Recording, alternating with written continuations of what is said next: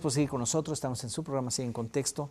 Pues como ven, este tema de las identidades que llevan al nacionalismo, les quisiera yo hacer esta pregunta. ¿Da la impresión que esta idea del nacionalismo es, tú decías, Luis, es una construcción?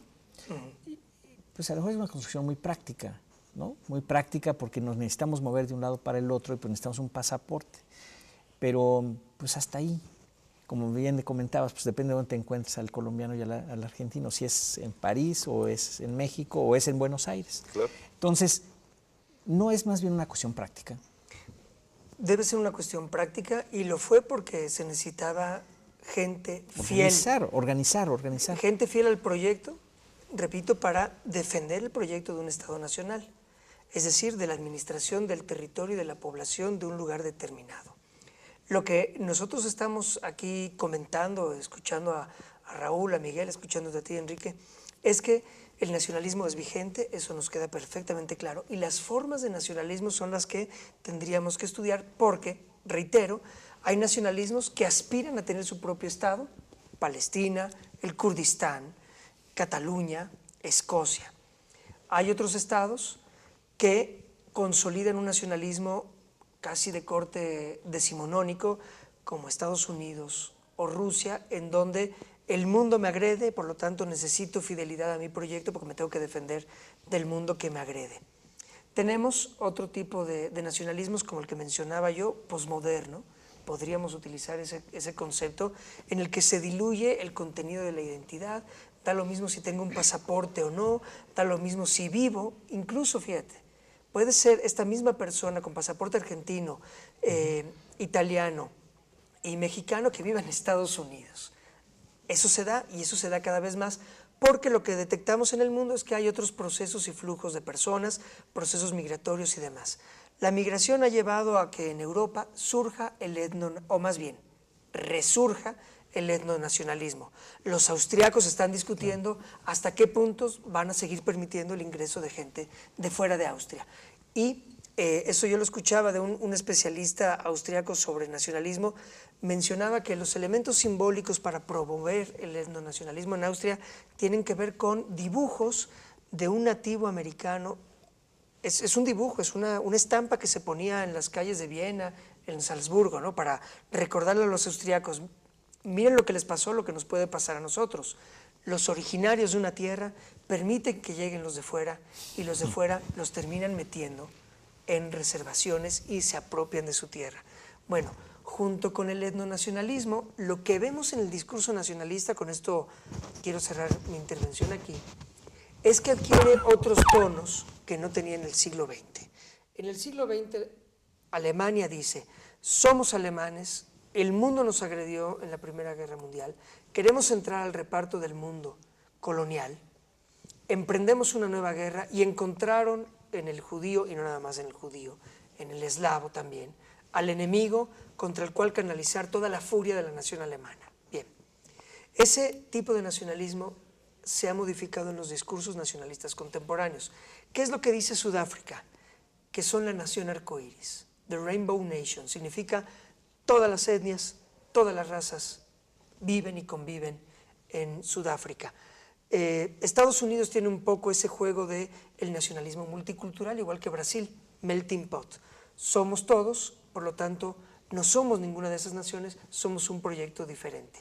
Los discursos nacionalistas contemporáneos ya no son unilaterales, quizás el de Rusia, el de Israel, el de China, el de Estados Unidos mantenga ese tono, pero el discurso indio, el discurso sudafricano, el discurso brasileño, el discurso mexicano es somos multiculturales, y por cierto, multilateralistas, y por cierto, cosmopolitas. Por lo tanto, el nacionalismo o los nacionalismos siguen siendo vigentes, pero se están transformando y eso nos tiene que llevar a reinterpretarlos o tratar de ubicarlos nuevamente en el imaginario colectivo y suponer lo que eso pueda implicar para la convivencia. ¿Qué clase de nacionalismos se van a enfrentar entre sí en 30 o 40 o 50 años. Yo creo que ahí, no, digo, yo sí quisiera que lo hablas como en un nivel muy retórico, oficialista, ¿no? Ah, claro, ese es el, digamos, Ese el es discurso oficial, claro. de la élite gobernante, ¿no? El que se defiende en Davos, en la ONU, etc. Hablaste pues, de la India. ¿Podríamos hacer el listado de los últimos 5 años? Las atrocidades que han pasado en la India. ¿Cuál melting pot y cuál nación multicultural? Si a cada rato hay enfrentamiento entre musulmanes e hindúes, o musulmanes y sikhs contra hindúes, ¿no? Enfrentamientos lingüísticos, porque no se ha acabado de pintar el mapa interno de la India. Recordemos que digo, hay gente anciana que vivió bajo súbdito británico, es una memoria bastante fresca, ¿no? Yo creo que a la India le ha costado mucho trabajo, es un territorio muy extenso. Consolidar esta idea, entonces, por más que el discurso oficial busque esta retórica de la multiculturalidad, ya vimos un primer ministro sikh, pero no a muy largo plazo, y si es que llega a pasar, va a haber un ministro musulmán, ¿no? Un primer ministro. ¿Por qué? Porque son los castigados del proyecto nacional indio. Hablando de la identidad, ¿cómo se conforma la India? Pues por desgracia que sale secular, laica, multicultural, etc. Pero Pakistán le ayuda, la formación de Pakistán occidental y oriental, le ayuda a la nación india a jalarse hacia el lado del hinduismo. Y entonces eso es lo que vemos, que es la violencia interna que tiene India, que por más que quieran, ¿cómo vive el hindú de a pie? Yo creo que todos vimos esta película, de Slumdog Millionaire. Así son las escaramuzas, ¿no? De pronto, por una cosa, entre un hindú y musulmán, que hubo cachetada de por medio, las dos comunidades rájale, ¿no? El caso tan penoso de esta mezquita en Ayodhya, ¿no? Que es relativamente reciente. Yo no estaría esto porque sería como garantizar que el mapa ya se dibujó de una vez y para siempre. No. Entonces se va a seguir pintando, ¿no? Se está moviendo todo el tiempo. Claro. Pero quizá lo que está detrás de lo que ustedes comentan es porque decías que es el discurso oficial, lo de la cosa multicultural y el Rainbow State y tal, es el hecho de que pues hay mucha intolerancia, digamos, al final de cuentas. Mucha intolerancia religiosa, mucha intolerancia racial, étnica.